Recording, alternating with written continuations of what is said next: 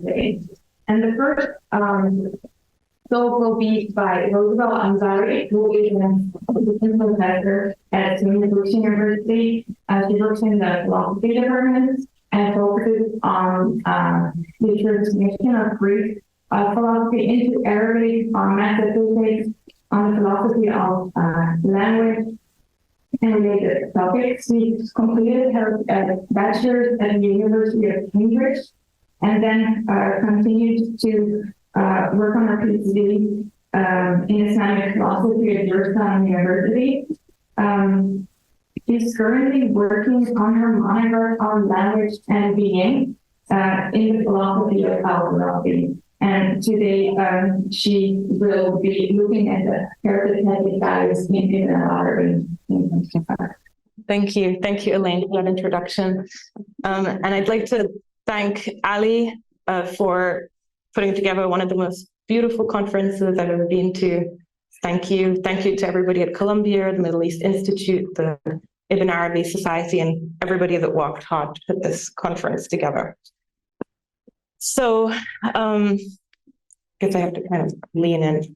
Last night at the Qawwali concert, we heard the Qawwal say, and I'm relying on the translation of a friend here, but my understanding is he said that in math, 2 + 2 = 4, but in love, 2 + 2 = 1.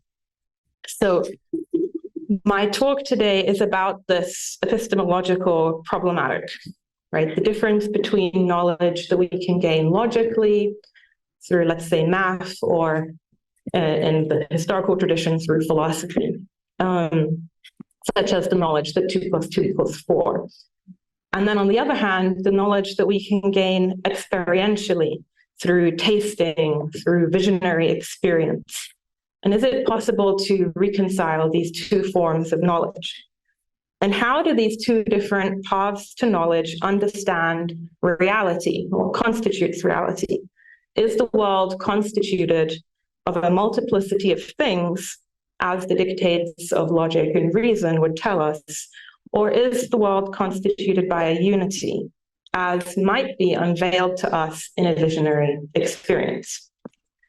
So more specifically, this talk addresses the attempt among later interpreters of Ibn Arabi, so not Ibn Arabi himself, but later interpreters, to translate his visionary system and comprehension of reality and unity into the language of the Arabic, Aristotelian, or Peripatetic tradition.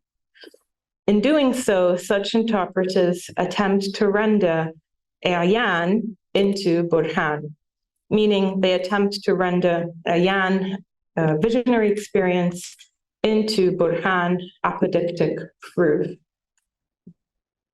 So in this talk, I'm going to look at 3 figures. How do I change the slide? Yes, just click this one. Okay, so Dawood al-Qaisari, an early Ottoman interpreter of Ibn Arabi, and then who attempted to systematize Ibn Arabi's vision of reality into a metaphysical system defended philosophically. Okay.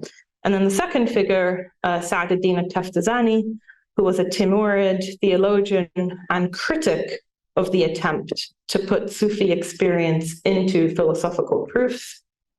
And then thirdly, Shamsuddin al-Fanari, who was another Ottoman Sufi and the first Ottoman Shaykh al-Islam, the highest religious position in the Ottoman Empire, who responded to the critiques of Taftazani. So I'm going to start by looking briefly at 3 quotes from Qaisari, the first guy on the list, to give just a brief overview of how he tried to express the unity of being in philosophical language. Qaisari identifies being itself, right, existence itself or being itself, with a capital B or uppercase B, with the necessary being. Right, the necessary being what the philosophers called God. Right, so he thought that God is being. Okay. And he tells us that there is nothing, right? Nothing actually exists except this being with a capital B. And that being itself has no instantifications or entifications that are separate from being with a capital B. Okay, so first quote, I'll just read out the bits that are in bold. It says, in reality, there is nothing in being except it, right? So there's only really one being. And the second quote, again, I'll just read out the bits in bold. The supposition that the contingent ceases arises from the idea that being has individuals, such as external individuals of human being. This is not the case, since being is a single reality that possesses no multiplicity, while its individuations are conceived only in their relation to quiddities. Okay, so again, here the idea that there is only one reality to being, and that all the kind of the multiplicity that we see, all the different things we see, or let's say like individual human beings or individual things, are only individuations or entifications that they could be said to have relational being, but they don't have being that is separate from the one being. And then the last quote here again, only reading in bold. So it is clear that being qua being is identical with the relative being in reality. Otherwise, they would not have being necessarily. One who opposes this conclusion goes against the dictates of his own intellect. Okay, so here, saying that relative being is a type of being, but it is identical with being itself. Okay, so this is an attempt to express idea of unity of being. And last part that's in bold is saying that, if you oppose this, you're actually going against the dictates of your intellect. So he does think it's something that can be proven philosophically. Now, Taftazani, okay, we'll come to, how do I, no, okay, Taftazani, second figure. I've looked elsewhere in a publication at Taftazani's refutation of Qaisari's metaphysics. So all of the philosophical arguments he uses to say why Qaisari is definitely wrong. But today I want to talk about a different passage in Taftazani, so not something that I've already written about, where Taftazani contrasts two different schools, right, and their claims that nothing exists but God, except that one of these schools claims that there is nothing in existence except God through the path of iyan, through the path of visionary experience, and the other school attempts to do so through burhan, through rational proof. So I'm going to put a long Arabic quote on the screen, and I'm only translating small parts of it, but I'm putting the whole of the Arabic on there for those who are interested. And I'm going to go through little bits of it one by one. Okay, so he says, annihilation is when one is absent from all except him and sees nothing in being except God. Okay, so that corresponds to the first bit of bold in Arabic. So here he's describing what he calls the first madhab, the first school that sees nothing in being except God. Okay, but they do so through this state of annihilation. So they're in a visionary state, right? And they see nothing except God. And then he goes on to explain how when you're in that state, you can make ecstatic utterances, right? And he says that these are due to an incapacity to express an explanation of that state, for you're unable to unveil it through language, right? So here, he's expressing, when you're in this state, you're expressing this type of unity. There is nothing except God. God is the only being. But that's only because language is unable to encapsulate or fully explain the state that you're in. And then he says that we recognize that the path of annihilation is vision. Okay, so he uses this Arabic word iyan, and not apodictic proof.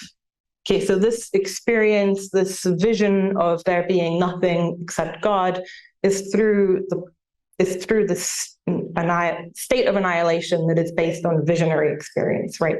Not proof, not apodictic proof, not philosophical proof.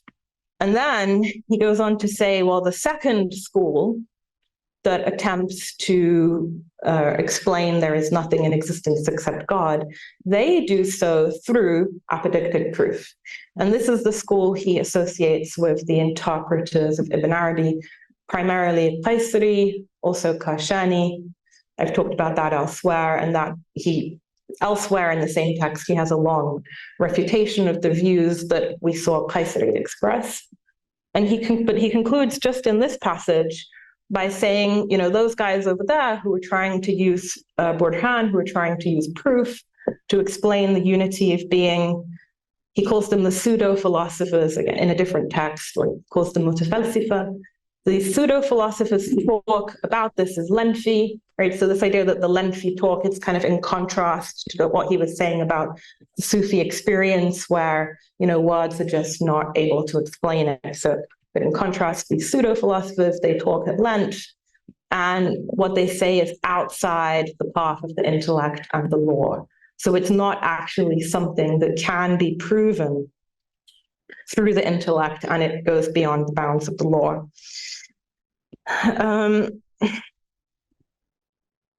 So although he sees the path of Sufi annihilation and the metaphysics of Ibn Arabi's interpreters as talk about unity, he makes an important distinction between them and I'm losing my train of thought. He's making this important distinction between these two ways of seeing unity. And he recognizes the validity and indeed the praiseworthiness. If you see the Arabic, he is quoting a hadith, right? Saying it's praiseworthy to experience this divine unity that abolishes multiplicity, but this practical and visionary Sufi path cannot be combined or explained in words or in proof, let alone rationally demonstrated. The project of theoretical philosophical Sufism is thus fundamentally flawed, according to Taftazani, because it seeks to intermingle two realms of human knowledge that cannot be joined together: the experiential, ineffable knowledge and the apodictic, rational knowledge. Taftazani understands that the interpreters of Ibn Arabi are not pantheists, but his contention is that they should not try to rationally articulate or philosophically explain an experience of annihilation in divine unity. Such things are indeed better left out of books. And this view, I think, foreshadows the now common Sufi distinction between the knowledge of tastes and the knowledge of papers, right? Ilm al-adwaq and ilm al-ʿArab. So I'm now just going to have a quick final look at Fanari, another Ottoman Sufi commentator on Ibn Arabi who responds at length to Taftazani. So Taftazani wrote a long, line-by-line refutation of Taftazani's critiques of Qaisari and Kashani. Yet he too is well aware of the problems between the two different paths to knowledge. He tells us that when theoretical investigation, the path of philosophy, and visionary experience disagree, that the experience of the heart safeguards purity, whereas theoretical explanation only cloaks you in disgrace. So here, this translation is just from the bit that's underlined.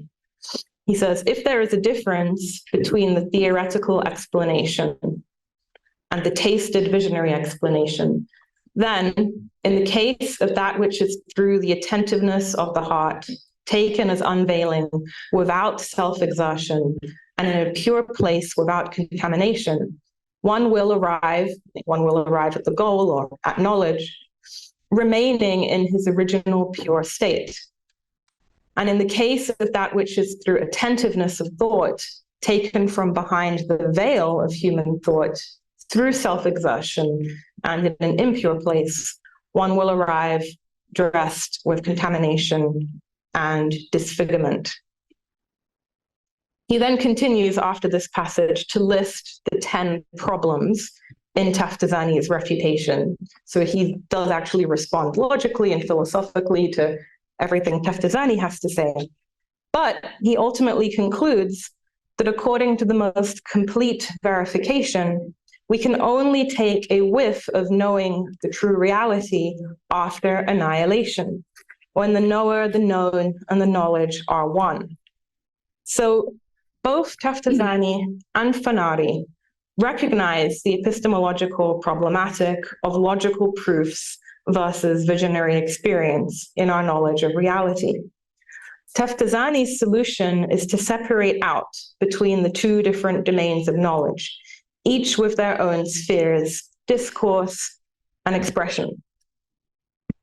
Fanari, on the other hand, assumes the absolute unlimited truth of the visionary experience of unity and is happy to use logical proofs to prove it, yet, as he recognizes, there will always be disagreements in logical and philosophical thinking, right?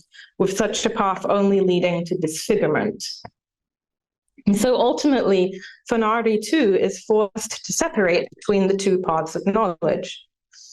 While Taftazani's detractors can tell him that he has limited and closed off the domain of visionary knowledge, Fanari's detractors too could critique him for assuming the premise of his conclusion before proving it logically. It's almost like a circular argument or begging the question.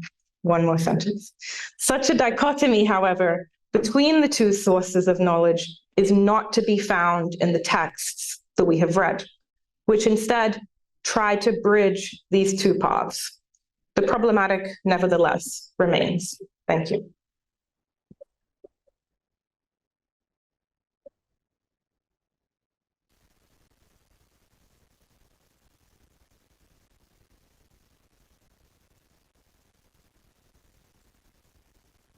Thank you, Rosabel Ansari. We will wait with questions until all our speakers are given their speakers. Our next speaker will be Amer Latif, who is an associate professor at Emerson College in Malaysia. Amer Latif first completed his lectures in physics, but then realized to answer your questions, he had needed to go in a different field, which is when he turned to a PhD in Islamic philosophy, theology, where he studied movie interpretations of the story of Moses and the Pharaoh in the Quran. He completed his PhD in that topic at the University of Stony Brook in 2009. He recently completed an article on the lessons of Zahim Tajik, which is published in the journal Sufi Studies.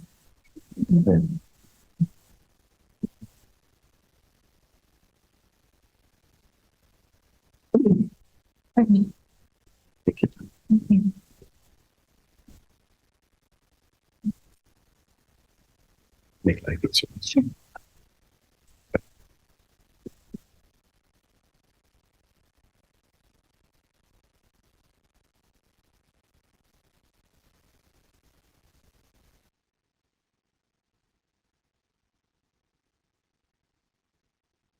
Good morning, friends, and both who are here and joining in via Zoom. What a pleasure it is to be here with everybody.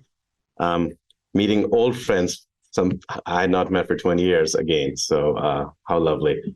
And thanks to Dr. Ali, to Muhyiddin Ibn al-ʿArabi Society for organizing this wonderful conference. The Qawwali performance, the art were just a beautiful way to get a embodied feel and try and speak about some of it here through words as we're talking, that words are never enough. And And thanks also to Dalia and to Sophie for the work they're doing here, keeping us going. So my interest, as was just mentioned, I think is a very existential one. You know, I got into the study of religion, philosophy, Islam, Sufism, because of a crisis of meaning I had while I was studying in a liberal arts college and studying science. You know, like most good students from formerly colonized countries, I grew up in Pakistan, and you know there were a few options. You know, medicine, business, maybe computers, maybe engineering. So you know, I was in there. From engineering, I switched to physics, and then from physics, slowly, the quantum aspect of reality allowed the real questions to pop up. And then I found Rumi when I was in crisis, and he seemed to know me better than I did myself. You know, so I was like, wow, here was somebody who was speaking from my perspective quite precisely. So the needs of somebody who had been trained in math and physics, and still do. I appreciate the scientific method. I think that's an important way to get to a certain aspect of reality, and we cannot do without it. But there's a lot more to human beings than what can simply be, you know, proven through the scientific method and what can be observed by everyone. As it has been spoken about the Sheikh Akbar's understanding of ishara, you know, there's something that is revealed to us that comes into the container of our heart when we read the Quran. But the verses in the Quran are called ayat, and God says everything in the cosmos is an ayat, a sign, a different type of ishara, a different type of pointer. And we come to know it in the book of the self. So the three books, book of self, book of cosmos, and the book of scripture that connects the three. And this was part of the work I did for my dissertation, was understanding in more depth how Maulana Rumi moves from the signs of the Quran into the signs of the self through using the signs of the scripture. And my interest for today, I wanted to really speak about this existential concern that brought me to this work. And also an understanding that has grown through reading people like Rumi, Ibn al-ʿArabi, Maulana Shams, of a holistic vision of the world in which reason, heart, all aspects of one's being can be held in a unity. These are not conflictual terms. This is what I discovered. The conflict that I had through the study of science is the same conflict that we see popping up. And I think Rosabel has really laid it out quite well about a certain view of knowledge.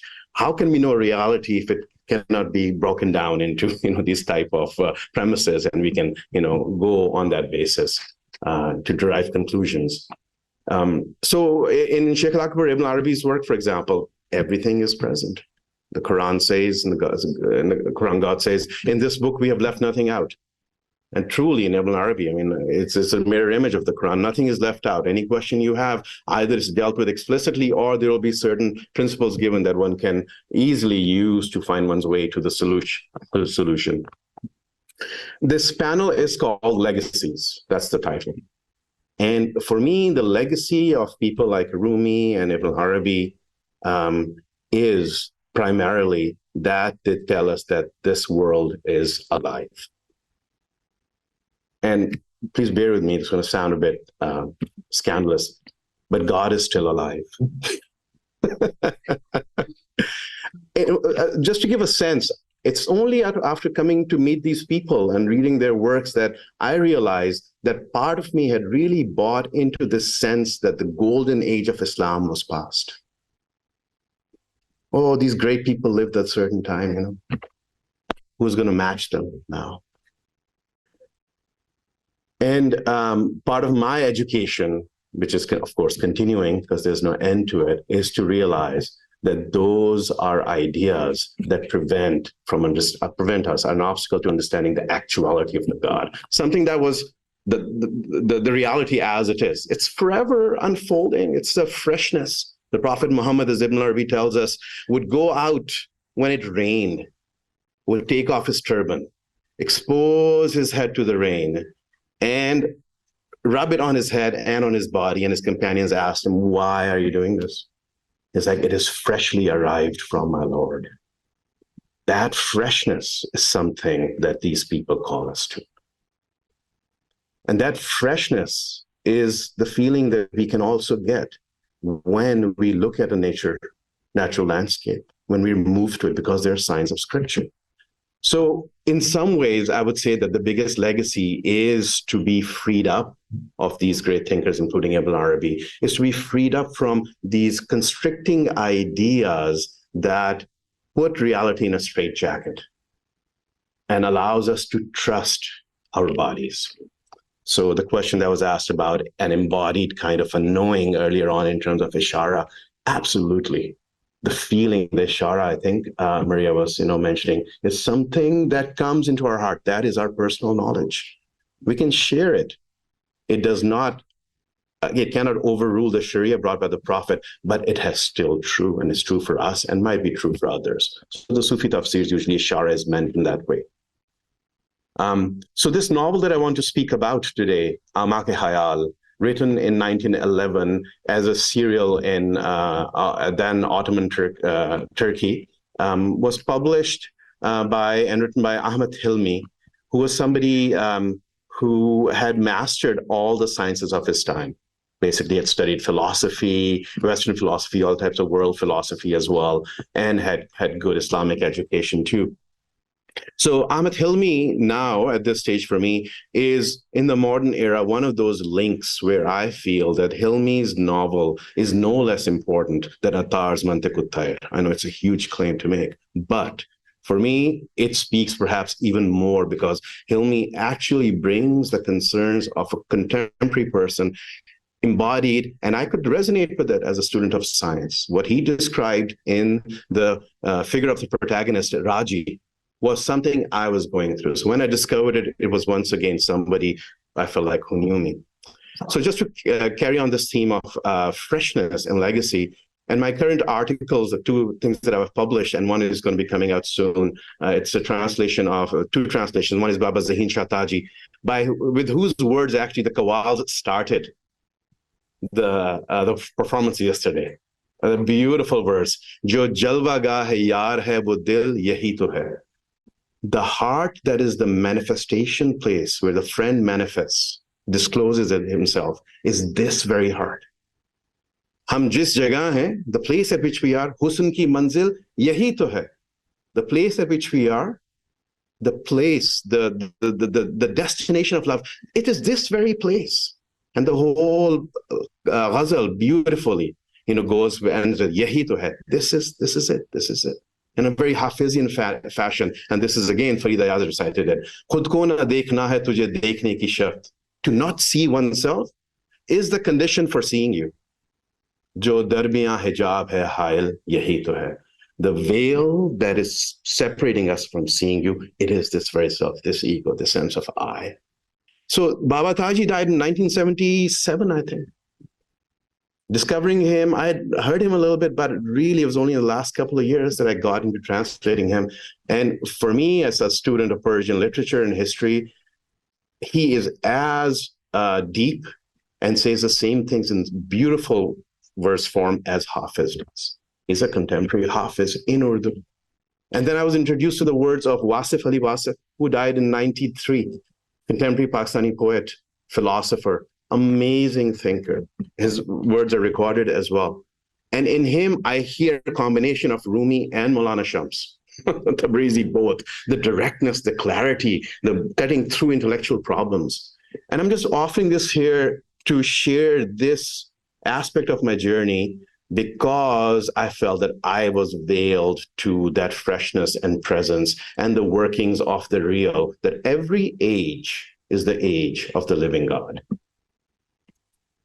Every culture, every civilization, God is providing risk or sustenance for everything. More risk than we can handle. More, more sights in our eyes can see, more sound that our ear can hear, more sensations that we can feel, right? So why would creators of meaning be missing as well? What a huge, what a grave, it was not a good assumption. I just bought into it. So I wanted to offer that. And Raji, basically, when we find out to go back to this novel, we are introduced to Raji. Raji is a very educated person. He has studied philosophy. The name of the novel is A'mak-e-Khayal, The Depths of Imagination. And Raji is somebody who has a lot more desire for meaning than his friends. His friend seems happy enough living a normal life, but he is so desirous that he studies a lot. But he comes to a place where what he has learned starts to conflict with each other. What his heart tells him conflicts with his head. Whatever he constructs, doubt knocks it down. So he describes his situation as being in agony and pain, because whatever he would make, whatever thought he would bring up about ultimate questions, who he is, what is the meaning of life, the dragon of doubt would destroy it. So that imagery is really powerful, a certain agony, and powerful to be so gripped by a part of ourselves that has become so powerful that it does not let anything stay.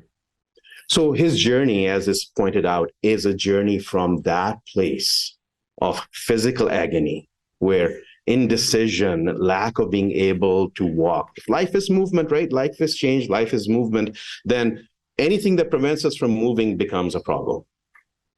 And doubt, uncertainty, is vacillation, is not knowing where to go. Maulana Rumi has this amazing imagery in which he says to God, please take away my choice, because I'm like a loaded camel, ill-balanced load, whose pannier is so loaded. One time, goes like this, another time goes like this. I cannot walk straight.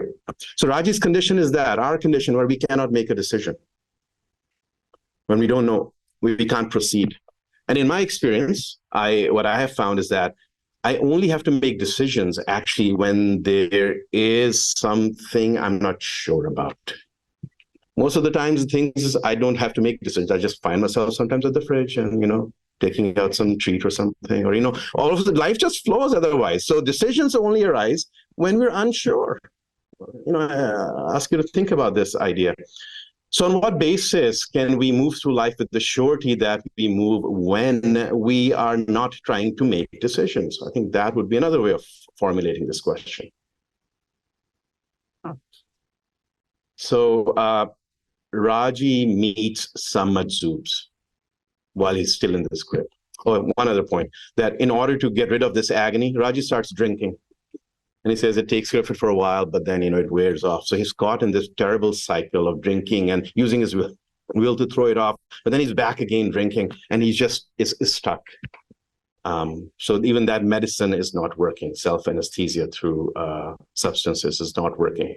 The pain in the self is too great. So he meets this a group of majzoobs, crazy people, he calls them in the novel. And they're having this conversation in which this person says, I am everything and nothing. If I were not, this universe would not exist. This universe is all my qualities. I'm everything or nothing. And Raji asks him, what are you talking about? How can it be? I exist right now and I will die. And he starts laughing at him, Oh, you think you exist? So then he meets his spiritual teacher, who's called Mirror Baba. And the Mirror Baba identifies the basic problem that Raji has, and I think all of us have. Raji says, oh, please let me study with you. He says, what's the point of studying? How many libraries have you studied? Where did they lead you? Where did they lead you? Do the words, make up the thing? If you say the word sugar, is that sugar? And I think that's across all spiritual traditions, we see the same issue. It's been diagnosed as that our biggest problem is that we take the name to be the reality. We think money is what feeds us. In fact, it is food. Money can allow us to buy food. We cannot eat the dollar bills in our pocket right now. So it's a journey from a certain type of knowledge that he has, which is heady knowledge, to classical Sufi path, to tasting, to embodying, to know things through becoming. And in doing that, he is transported. His teacher plays the ney and the saz and sings, and this music that induces trance states in him. So he has these dreams in which he lives the lives of others. He becomes a Brahmin boy, meets the Buddha, tries to have a frontal assault on the hill of nothingness. He fails because he's not ready yet. He cannot go past the palace of sensual desires. In one of these visions, he also wakes up as an ant, lives life as an ant, and understands life from that perspective. And it all culminates in the end in a life where we find him now living a normal life. He's back, he's holding a job. And even his teacher, whom he loves so much, he says, "Oh, my son, we were waiting for you. Where were you?" He was like, the responsibilities of the world, I came as soon as I could. So we see a very different, mature person, both feet on the ground, but his journeys still continue. He's still having these amazing journeys in which he meets historical figures, goes and looks at the, secrets of the cosmos. So this novel, Amak-e Khayal, I think a masterpiece of Sufi literature, what it shows us is two things in terms of the Sheikh al-Akbar's legacy. One is the Sheikh al-Akbar famously said, "My heart has become capable of taking all forms, a pasture for the gazelles, a cloister for the monks." So Raji's heart in these dream journeys takes on all of these other possibilities. He lives these lives and comes to know through embodiment in a dream state. And secondly, the most highest station for Sheikh al-Akbar, from Muhyiddin Ibn al-ʿArabi, is reserved of human development, is the station of blame, which is, I'm translating as ordinariness. In Raji's case, as we see, extraordinariness, extraordinarily ordinary. So it's the station of Prophet Muhammad, who outwardly lived the life of everyone, who cried when his son died, was not a Superman or superhero, impervious, because a lot of us have ideas the spiritual path is about becoming so strong that nothing touches you, whereas this is all about letting the world touch you fully in each way. So from the outside perspective, it looks like this person is blameworthy. They're being moved by these small things, but in fact, they are living the fullness of human being after having gone the entire range and then coming back. So with that, I'll leave you.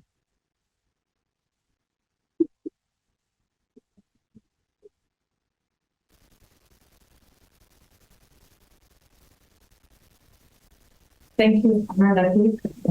Please can introduce our next speaker, who is Khalil, a professor of Unity and Religion at the University of Lethbridge. Khalil is the MA lecturer and his master in religion at the University of Toronto, before he continues to also complete his PhD at the same university. So, Toronto trained scholar who published his monograph on repentance and the return to God, in school at Albany in 2018. And today he will be speaking on Ibn al-ʿArabi in Japan.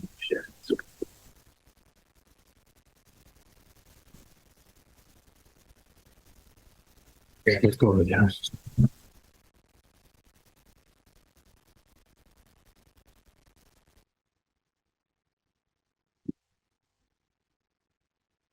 Bismillah ar-Rahman ar-Rahim. Good afternoon. The year of this conference, in honor of Professors William Chittick and Sachiko Murata, coincides with the 30-year death anniversary of one of their teachers, a man who was, without question, one of the most remarkable scholars of Islam and of Ibn al-ʿArabi to emerge out of the last century. Born in Tokyo in 1914, in his early adulthood, Izutsu gravitated towards the study of language and Greek philosophy. It was this appreciation for the music and for the magic of language that stirred in his heart a desire to learn Arabic, a wish later fulfilled when he met the enigmatic Sheikh Abdul Rashid Ibrahim in his early 20s, a Russian Tatar who traced his descent to Bukharans who had migrated to Western Siberia. Sheikh Ibrahim moved to Japan in the early 1930s. Having been imprisoned in the Russian Empire on more than one occasion for his anti-colonial pan-Islamic activities, Japan seemed like an ideal place of refuge. The nation had proven itself remarkably resilient in the 1904 and 1905 war with Russia. And the cultural and moral ethos of Japan, in his eyes, seemed to be deeply compatible with Islam. Having studied in Mecca, in Medina, in Istanbul, the man who had served as Qadi in his own country was no insignificant figure. Among Japanese journalists, he was sometimes introduced as the quote-unquote former president of the Muslims of Russia.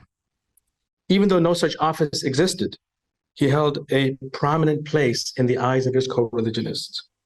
Conversant in Japanese, it was perhaps only natural that Sheikh Abdul Rashid Ibrahim would become the first imam of the Tokyo Mosque in Japan. Now, although Sheikh Ibrahim had initially declined the young Izutsu's request for a meeting, he eventually agreed, but stubbornly refused to teach him Arabic. When they met, the elderly gentleman said to him, holding an English biography of the Prophet Muhammad, peace be upon him, in his hand, هذا كتاب جاء من أمريكا أفهمت? This book has just arrived from America. Do you understand? Izutsu would later recall the quote-unquote tremendous thrill he felt on hearing classical Arabic. The excitement must have impressed itself on Sheikh Ibrahim, since he agreed to teach Izutsu, but on one condition, that he also learn the faith of the majority of those who speak it. Originally, the arrangement between them was for Izutsu to come once a week for lessons. Instead, he ended up attending almost every day. 2 years later, Izutsu had become so immersed in the universe of Islam that Sheikh Ibrahim could say to him, and I quote, "You are a natural-born Muslim. Since you were a Muslim from the time of your birth, you are my son." Izutsu's wife, Toyoko, later described her husband's teacher as a quote-unquote engaging and affable man who had a penchant for proverbs. Sheikh Ibrahim died in exile in 1944 in his early 90s, in the same year as Izutsu's father. Toshihiko Izutsu began to write about Islam and related themes early in his life. His first major article came out in Japanese in 1939. It was on Arabic linguistics. A year later, Izutsu published another essay, this time on the ethics of the Mu'tazilite Quran commentator Az-Zamakhshari. Then when Izutsu was only 27, he wrote his first book, entitled A History of Islamic Thought, or A History of Arabic Thought, rather, Islamic Theology and Philosophy. It was a survey of Islamic theology and thought up until Averroes. 5 years after the catastrophic events of Hiroshima and Nagasaki, Izutsu became a professor at Keio University, an assistant professor. Then in 1952, when he was 38, he wrote a biography of the Prophet of Islam in Japanese. However, in the words of his biographer, Wakamutsu, this work, by Izutsu's own confession, was not, strictly speaking, a historical study, but it was rather a quote-unquote hymn of praise to his spiritual hero and a confession of his own inner thoughts. In the same year, he married Toyoko, the woman that would become his lifelong companion. From 1957 to 1958, he produced the first scholarly Japanese translation of the Quran directly from the Arabic. It was no doubt his painstaking analysis of the scripture that accompanied this task that would set the stage in 1959 for his first English book on Islam, The Structure of Ethical Terms in the Quran. This would lay the foundation for the development of a linguistic method of analyzing Muslim scripture and lead to the publication of God and man in the Quran, and then of the concept of belief in Islamic theology, a semantic analysis of Islam and Iman, or Iman and Islam. Along with ethical religious concepts of the Quran, which is a revised version of the earliest of the three books, Izutsu's studies of the language and worldview of Muslim revelation would establish him as an Islamicist of international stature, not to be ignored. In 1960, Izutsu visited McGill University, its Institute of Islamic Studies, which was established less than a decade earlier by Wilfred Cantwell Smith, a pioneering Canadian scholar of comparative religion and of Islam. In 1962, Izutsu took up the position of a visiting professor at the Institute, traveling back and forth between Canada and Japan, until he was finally appointed full professor 7 years later. It was in 1962, upon attending a lecture by Sayyid Hussein Nasr, who, as you see in the image on the top right, is second from the left. It was upon attending this lecture in 1962 that an entirely new trajectory of thinking opened up to Izutsu. The talk that Nasser gave was on Mulla Sadra. It was a watershed moment for Izutsu, catalyzing a new phase of scholarship that would turn his attention to the later Islamic sapiential tradition.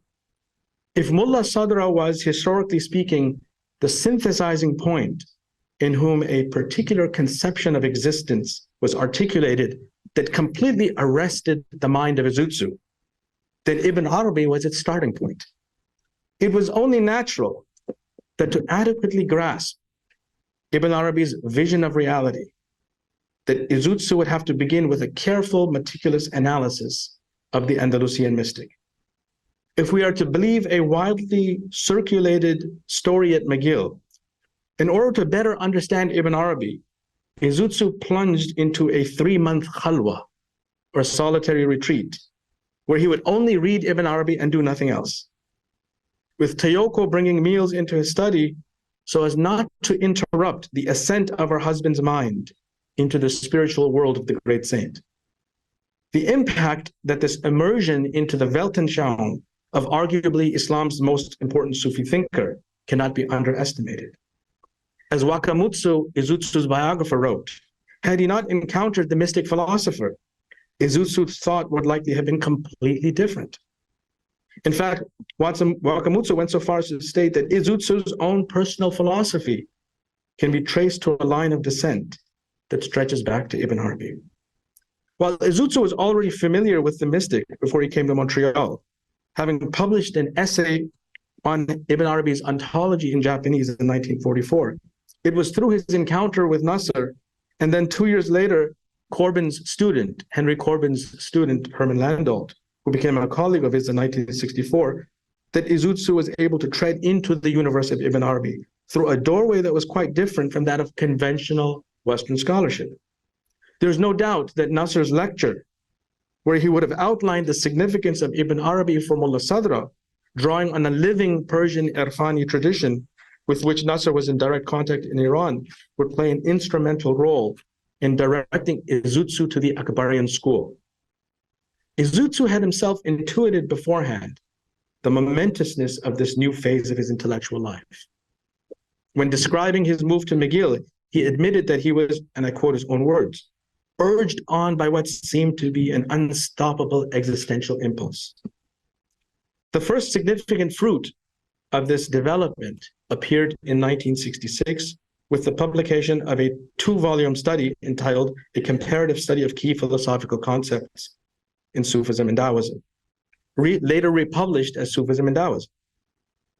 While, as the title indicates, it was a comparative study, the section on Ibn Arabi alone, which is a good 2/3 of the study, was a full monograph in its own right. Along with Henry Corbin's creative imagination in the Sufism of Ibn Arabi, and the lengthy treatment of Ibn Arabi in Sayyid Hussein Nasr's 3 Muslim stages, these 3 works, creative imagination in the Sufism of Ibn Arabi, 3 Muslim stages, and Sufism and Taoism, would become the best introductions to Ibn Arabi so far in the West. In many ways, they complemented each other. Nasr presented a panoramic view of Ibn Arabi's life and thought. Henry Corbin focused on the significance of the mundus imaginalis, and Izutsu outlined Ibn Arabi's worldview with special attention to the Fusus and its later commentary tradition. If Corbin offered an inroad into Ibn Arabi through the Western tradition, or to be more precise, through what it had lost of the science of the mundus imaginalis, Izutsu did so through the Far East, through the inspired wisdom of Taoism. It would remain for Professor William Chittick, a student of these 3 great giants, to take Akbarian studies to new heights with his magisterial Sufi path of knowledge, Ibn al-Arabi's Metaphysics of Imagination, arguably the most utilized work in the field of Ibn Arabi studies.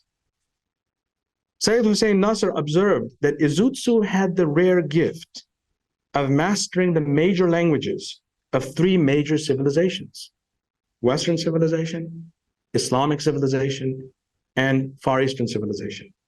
If anything, Sufism and Taoism, a study of Chinese and Arabic texts authored in English by a Japanese thinker, was a fitting illustration of this. By all accounts, Izutsu was a linguistic prodigy. There were rumors among students at Keio University that he knew 200 languages. When he was once asked how many he actually knew, he replied, 32, wryly adding, "But I make fewer mistakes in my Japanese."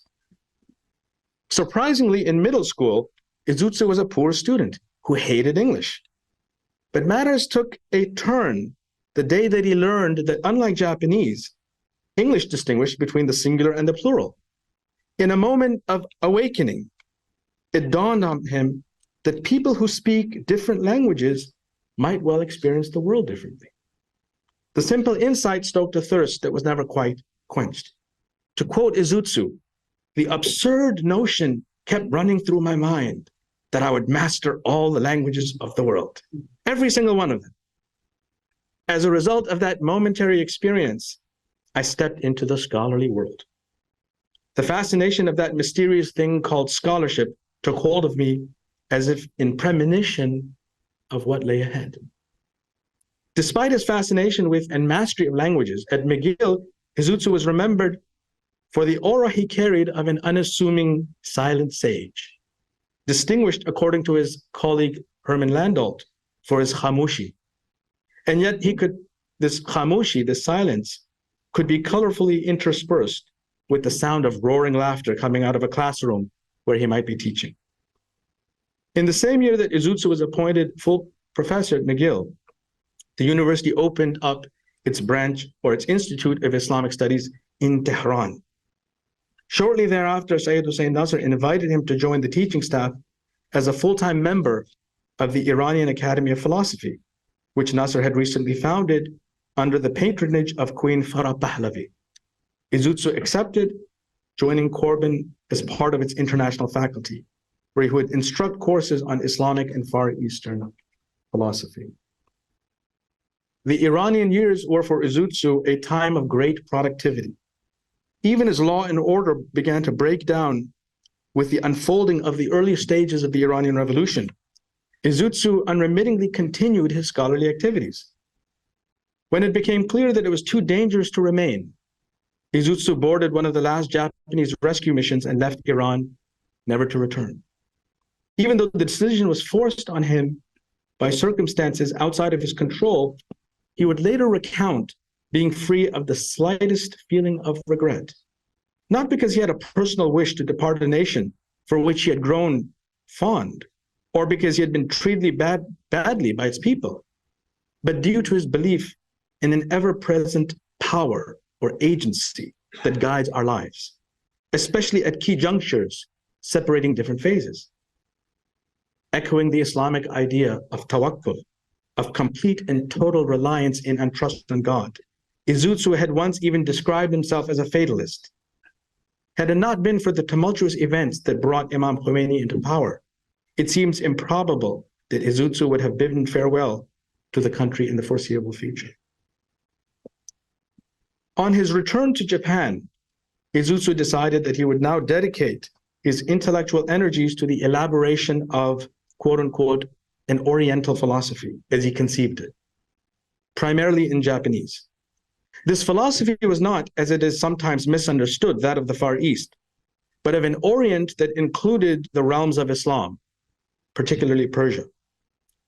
To be clear, Izutsu recognized, before Columbia University's own Edward Said, that the so-called East was anything but a repository of a single unified vision of reality, a single Oriental essence. There is, to quote Izutsu, in the East, no uniformity. We can only speak of Eastern philosophies in the plural. However, he also felt there were deep conceptual overlaps that could allow for the development of a meta-philosophy of Eastern modes of thinking, one that could serve ultimately as a bridge between East and West, and beyond that as a pathway for the articulation of a universal vision of reality. Within the confines of the Orient itself, wahdat al-wujud, or the unity of being, was crucial to the formulation of such a model. While he recognized the doctrine was simply one among others of a number of non-Western philosophies, he also felt that it had within it the resources for the development of an overarching meta-system or conceptual umbrella that could accommodate various other subsystems of Eastern thinking. If the fundamental structure of Wahdat al-Wujud could be adequately explained, it could, Izutsu felt, provide a basic conceptual model by which the majority of Oriental philosophies will be brought up to a certain level of structural uniformity concerning their most fundamental aspects. And here I'm quoting Izutsu directly. To be clear, Wahdat al-Wujud was for Izutsu not exclusive to Islam, but his deep study of the Quran, Arabic, Ibn al-ʿArabi, and the Islamic philosophical heritage allowed him to discern the presence of such a mode of thinking elsewhere. When Masataka observed about Izutsu that it was his long-term research in speculative philosophical Sufism which enabled him to discover a similar tradition in Buddhism, he was only partially correct. It allowed him to discover, in fact, similar traditions across the entire spiritual and philosophical landscape of the East. Now, it was also in his third phase, or the third phase of his life in Japan, that Izutsu began to develop an interest in postmodernism. He met Derrida, the late French denizen of deconstructionism, who penned a short essay for Izutsu entitled Letter to a Japanese Friend, where he provided some schematic reflections on his own terminology. Some, however, have made more of this interest than it warrants, because Izutsu was, if anything, a conventional postmodernist. In fact, the aspects of this outlook he was most attracted to were those that grew out of the years he spent meditating on the teachings of Ibn al-ʿArabi, an awareness of the relative nature of truth, the ineffability of the real, the limits of reason, and the mind's incapacity on its own to fully grasp reality. But Izutsu's understanding on these matters went far beyond anything postmodernism could offer, since he recognized not just relativity, but a relativity that was itself mysteriously plunged and an expression itself of what Meister Eckhart referred to as the ground of being. And this is why Izutsu would more accurately be described, as one modern writer has done, not as a postmodernist, but a post-postmodernist. Since beyond Maya's play of words and ideas, there lay an absolute reality which for him was the object of all human yearning and desire, the alpha and the omega of all that is, was, and could be. Izutsu was, in this respect, as far from an agnostic on metaphysics as one might imagine. The Japanese scholar sage passed away unexpectedly on the morning of January 7th, 1993, the consequence of a brain hemorrhage after a minor fall at home. But death, as the sage knew all too well, was far from the end. If one had prepared for it in the true mystical sense, through catharsis, tazkiyah, knowledge, inner illumination, and prayer, it was a liberation. As Izutsu had written years earlier in a meditation on human mortality, in words that call to mind the famous couplet of the mystic martyr Al-Hallaj. And I quote Izutsu now, to close. While the body lives, the spirit sinks down into the darkness of death. Therefore, so long as the body does not die, the spirit cannot live. Until one dies in the flesh, one cannot be reborn in the spirit. For a person to be able to live a life truly worthy of that name, the spirit must first be freed from the tomb of the flesh. As the tragedian Euripides says, who knows but that life be death, and that death be life? To be alive in this world is in fact to be dead. And to be dead in this world, conversely, is to be truly alive. Thank you.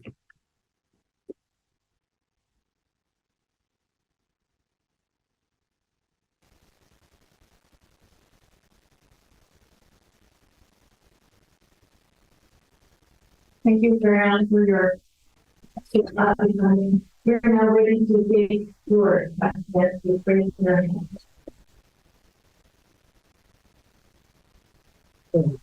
questions.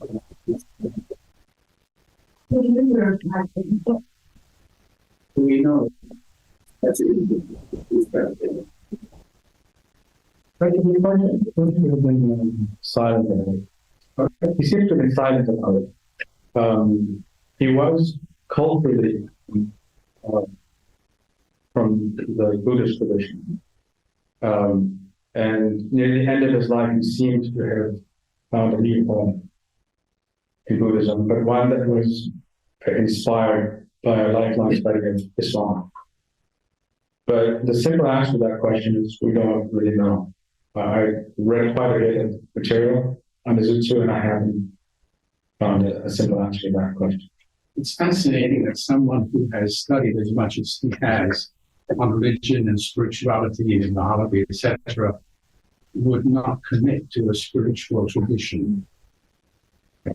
I'm not in a position to answer that question, but what I can say is that his work and his philosophy was thoroughly Akbarian, indebted to Ibn al-ʿArabi. I mean, he was an Akbarian thoroughly. So that I can say.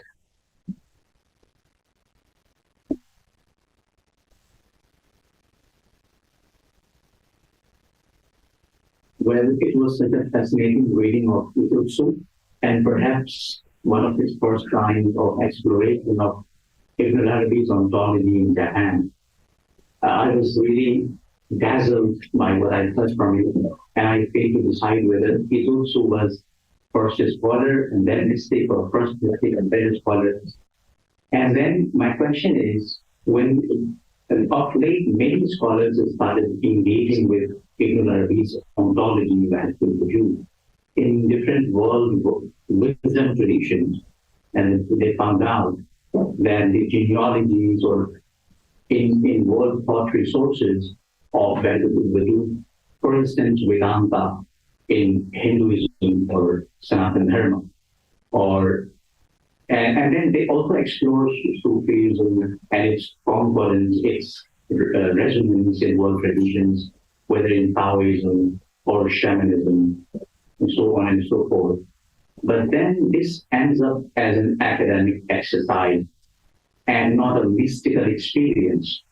So scholars, this is the job of scholars to engage with it in a scholarly way. My question is whether you also engage with this kind of thing in his mystical quest or just an academic exercise.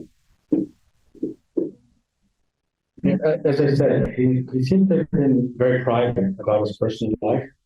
And when someone is a scholar, you don't really know what's going on behind the scenes. Some people wear their religious identity on their arm, and others are very private about it. Right? So we can't really speculate about those questions. What we can do is benefit from the scholarship that they have to offer. Thank you so much. This question, I want to pose it to all three panelists, and it really has to do with what Professor Rosabel Ansari was talking about, this tension between discursive knowledge and visionary knowledge or experiential knowledge. Because I feel like the time for the paper was not enough for you to make a conclusion, but you gave us a lot to think about. So to all three panelists, what are your sources saying about this relationship? Is there an antagonistic relationship, or a reconciliatory relationship, or a complementary relationship? Can you say more about this tension between these forms of knowledge?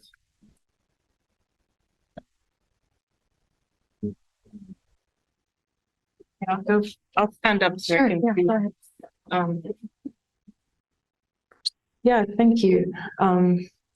You're right. I didn't have like a clear conclusion, but I tried to hint towards this, that you could see a dichotomy. You could see like an antagonism, but I don't think that's there in the texts.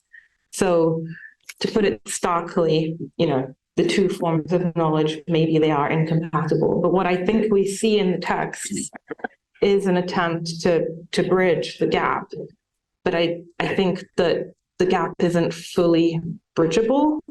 So the two sources of knowledge become complementary, but the way that complementary relationship works is different according to different schools of thought. So for Taftazani, for the Ash'aris, for the theologians, often what it means is you have to contain the experiential knowledge as a type of personal knowledge.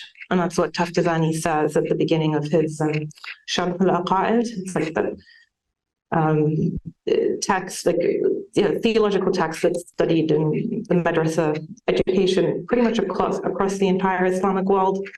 And he says that inspiration is a form of knowledge, but only for the individual. So it can't be like public knowledge. It can't interfere with the law in any way. So that's one way of trying to bridge the gap that I would say is complementary, but by delimiting the spheres of knowledge into their own realms.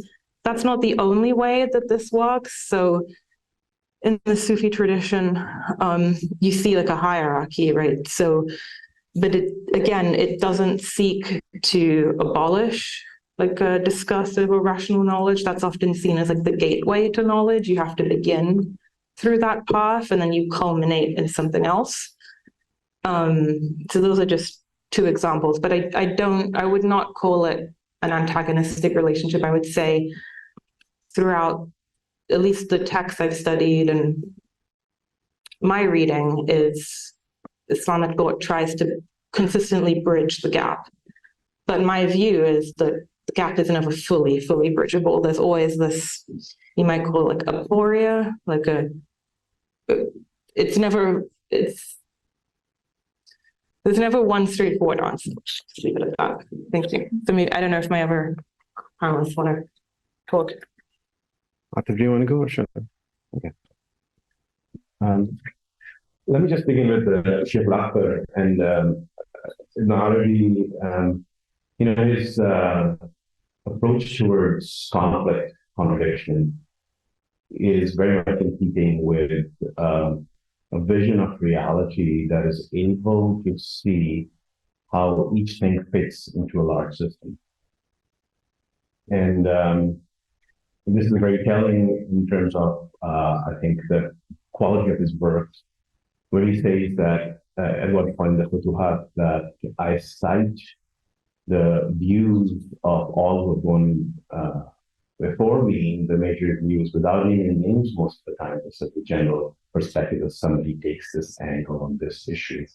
But I never refute them because it is entirely possible that they have a certain view from God or inspiration from God through which they can see the world in that way. So we need to be able to understand the perspective from which somebody has said something. So now, in my own interpretation, I would say I would bring a question and ask this to consider the question of contradiction arises from a viewpoint. So from the viewpoint of the white blood cells, that's coming into the body from outside, there are feelings. But you zoom out a little bit, and the body is invested in both multiple competing forces. So it looks like a beautiful harmony when we just simply zoom out and change the perspective. So that's one way I think to think this through in the novel that I was talking about, the futurism, so that's imagination translated as a in that, it's basically the same question that Atif, the protagonist, asked. And the answer is that he finds his way back to unity, to be able to see how two-ness is nothing other than a manifestation of oneness. So I actually find the Mobius strip as a very good illustration of this idea. You have a strip of paper, and you color one side, you just twist it once and attach it to your ends. If you start traveling on the color side, you end up on the outside. So you can see how this with a little twist, change of perspective, the one thing, the two sides of the one reality, lead into each other, but also remain separate. So there are, I think, ways in which quite clearly present to us in which this question of contradiction can be answered quite easily. So you can keep zooming out from God's perspective. Different people would say the reason there's contradiction in the world is that it's a divine reality. It's not like God is one and totally like a still lake. Things only come to be in the area of the divine nature. There's a root of conflict that goes in that. Again, that's what the power is. It does not, unlike some thinkers, remove difference at that level. It's not that you go up there and find that say. different paths, and different places that you might write at. And may I continue to go? A couple of things I also encouraged me is one of which is not to go back to the Quran. I think the Shaykh Akbar tried to say school us heavily in the Quran. This issue of contradiction and the idea between a visionary experience versus what we normally experience is, if I could use that word, one of the frustrations of God in the Quran. So, I am a religion. The air is basic. In other words, I would say, in the law of power, it could be on the college, someone's fix of the word for the date of its based someone's days after the death and the living from the dead. That is Allah. That you all the same is Allah. So what has it lead to you into not seeing which is right in front of you? So literally in the Quran, I think this goes back to what Maria was pointing our attention towards, that the literalness of the world is the visionary experience. We are just deceived by our ideas. Money is dollars. From our perspective of duality, because then we see what's right in front of us. So what is revealed is vision nothing other than what is already there. And that's why about ordinariness is the ultimate goal. The Prophet comes back, as Raji is saying back, to come back in truly ordinary. The disjunct between what we think things ought to be, God is saying, why does this happen? That's a problem on our part. Reality is what real is. It's the idea of accepting what there is, and this goes back, and I think Atif has done this work in the papers to talk about this idea of rida and tawakkul, satisfaction and acceptance of what is. That's the highest issue. Let me stop there. Yeah.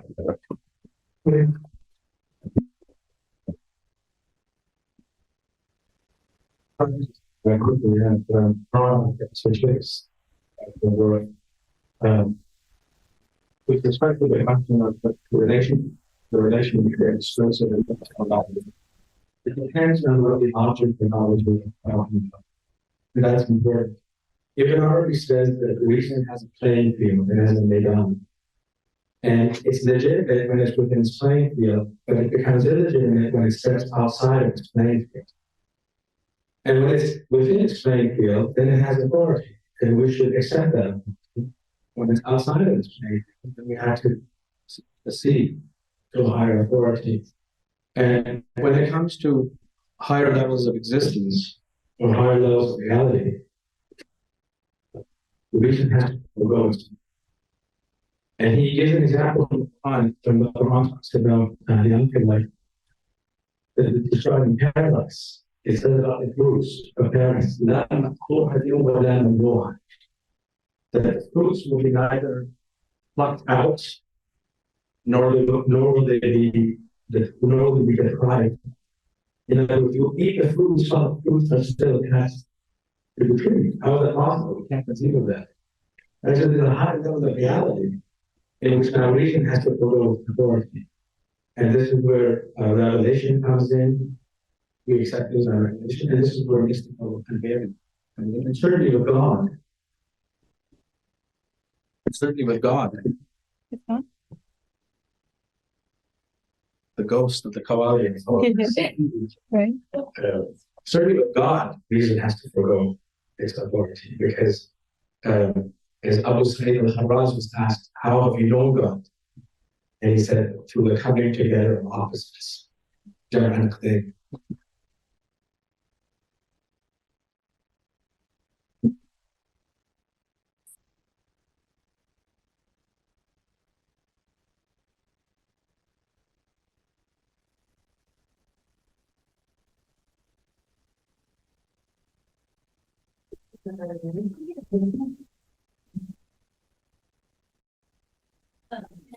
I'll actually come closer so the Zoom attendees can hear. Don't mind if it's just the microphone. Sure, go ahead. So in the last panel, we heard that real knowledge is a light that God casts in the heart. So my question is for you, Rosabel, what is the function of the heart in visionary knowledge? And what kind of heart is it? And particularly when we have a heart that fluctuates between the fingers of God. Yeah, between the fingers of God.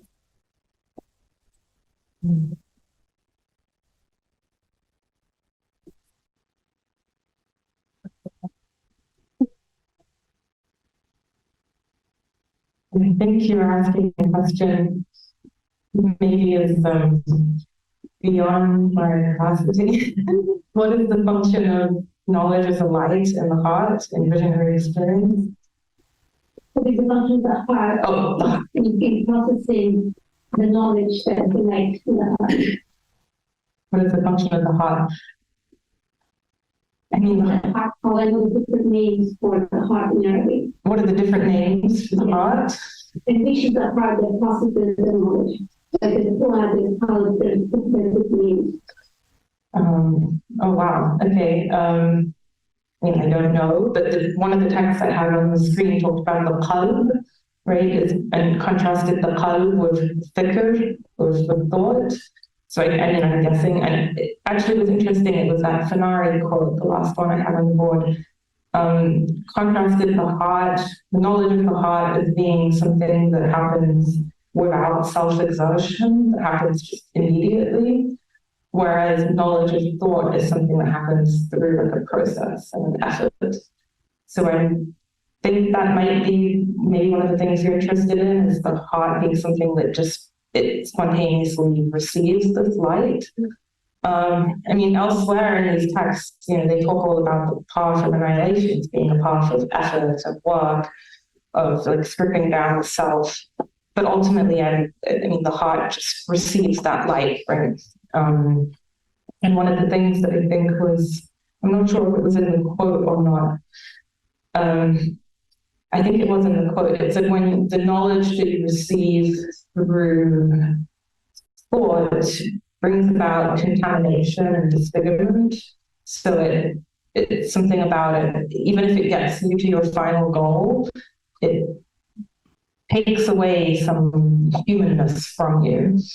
And so maybe that's something you might be interested in as well. But again, I think your question is beyond me as a philosopher, taking me beyond my area. Thank you. Happy to hear your answer.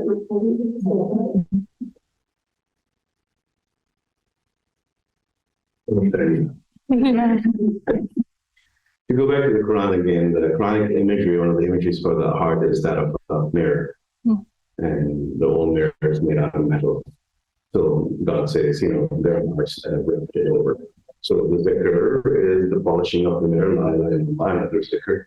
So the idea is that to be able to receive the illumination, usually the mirror receives an image. So I think this ties quite well, Rosabel, with what you were saying, that the heart receives, sees at once, because the mirror is present all at the same time. So a cleansed heart receives the mirror, the image, which it is able to reflect and see. But the other thing I think, in terms of thinking about heart, is that the heart is the center of human being, is the human awareness. And the way in which I think all of our authors, the Sufi tradition, is in conformity with this tradition, is that the heart, like a mirror, takes on the shape of whatever it pays attention to. The awareness becomes its object. This is part of purification of our awareness, through paying attention as part of that to those things that are beautiful images and not paying attention to others, because at that moment we become it. So, I mean, I first came across this in the Turkish Sufi writer, but he, in his commentary on, it was influenced by the architect's commentary by verse, not place two hearts in one breast, say that this is what it means. So that the heart takes on, becomes one thing.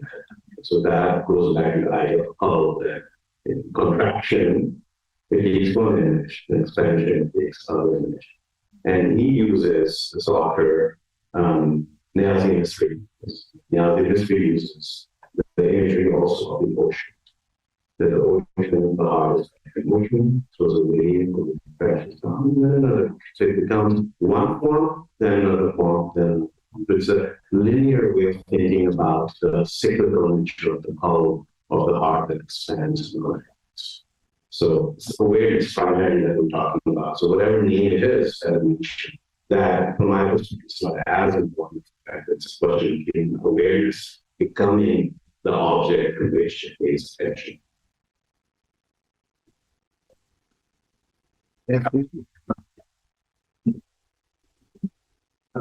Just to draw on again from Professor Chittick's work, I mean, if you want a good answer to that question, just go read the Sufi Path of Knowledge. And so I'm not taking any credit for this. I'm just quoting to you what I've been reading from the Sufi Path of Knowledge for more than 20 years. So Professor Chittick prototyping the fact that the intellect actually comes from a root which means tie and bind. And so the intellect by nature has a tendency to create dogmatism. You'll find sometimes the most so-called rational people can be the most dogmatic in their opinions because it binds you down. Whereas the qalb comes from a root which means to fluctuate. So inqilab, which is the Arabic word for revolution, it means to turn around. And so because of the fluctuating capacity of the qalb, it has the capacity to receive knowledge in a way that is not shackled down by an understanding that prevents it from seeing the truth of that knowledge. So the qalb is really the organ of higher knowledge from the vantage point of Ibn al-ʿArabi. But you find in later tradition, but also in earlier tradition, the Sufis sometimes distinguish between, once again, Professor Chittick now has worked on Rumi, between the partial intellect and the universal intellect. So the partial intellect is this radiocinative capacity of the mind that follows the process of syllogistic reasoning. And it's blind. It just is a process of reasoning, and most philosophy departments today, it's partial intellect. But then what is called the qalb in Sufism is the universal intellect as well for some writers. And the universal intellect is the seat of minor revelation or inspiration. And so I hope that helps. I'm just going to add on one thing. It was really great what you guys said. The goal of philosophy is to know the essence of things. And in philosophy, that essence of it is to be unchanging, permanent things. And I think that's really relevant to what you just said, because philosophers want to pin something down, say, this is the essence of this thing, which is supposed to be the unchanging eternal reality. Whereas in the Sufi tradition, the goal is also to know, I guess, essences of things, but everything is, like, there's a Sufi saying, I don't know if it's Ibn al-ʿArabi where it's from, it's in my head, La tankar fi tajalli, there is no repetition in manifestation. And so that came to my mind when you said the qalb is something that flips, right? So for the philosophers, knowledge doesn't change, it's just one thing, eternally. Whereas for the Sufis, the heart is changing, it's flipping, and manifestations are constantly changing, right? Never repeating themselves. Every moment, the universe is being constantly recreated. So it's a very different understanding of knowledge. So thanks. Thank you. I'm just reminded of the Quranic philosophy on art, on color. In so many verses of the Quran uses color, and one of them is Sakip. Translated it would be turning for transformation. But it is very important to remind us on when the Prophet turned his face from Baitul Maqdis, from Al-Quds to Al-Haram, the revelation comes, it says, قَدْ نَرَى تَقَلُّبَ وَجْهِكَ. We do feel, Allah says, we do feel the turning of your heart from Baitul Maqdis to Masjid al-Haram. And then we understand that qalb is not just a piece of flesh, it's turning. And Prophet was also very particular about al-qalb. In one of his hadiths, he says about qalb, he says that inna fil jasadi la mudghatan. Indeed, there is a piece of flesh in the body. إِذَا صَلُحَتْ صَلُحَ الْجَسَدُ كُلُّهُ. If it is sound, the whole body is sound.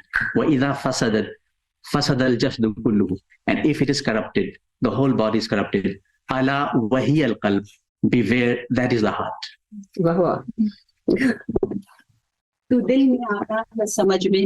I just wanted to say a poem that's been bursting out in me. तू दिल में आता है समझ में नहीं आता बस जान गया हूँ तेरी पहचान यही है. You come in the heart but not in the intellect, and I recognize that as your sign. That's one of the. Just want to add. Thank you. This was unfortunately all we had time for, and we just know that it was going to discuss Russians with our next time will be right now. There's a lunch break. Thank you, everyone.